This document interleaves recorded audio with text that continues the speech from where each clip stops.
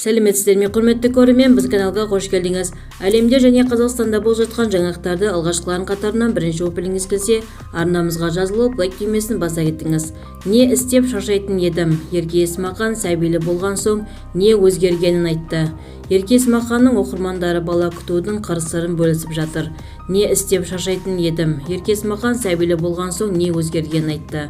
Жақында босанған Ерке Есмақан Instagram желісіндегі парақшасында жаңа суретін жариялады. Өнер иесі екі ұлымен және күйеуімен Малдив аралдарына демалысқа аттанған болатын, деп хабарлады Түркістан.kz.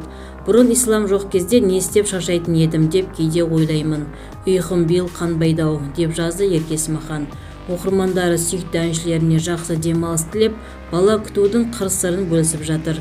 Ертең-ақ өсіп кетеді, сәл сабырлы болыңыз. Ұйқысы қанбай жүргендер біргеміз. Ұйқыны ұмытасыз, ұйқыны армандамай-ақ қой Еркеша, деп жазды желі қолданушылары.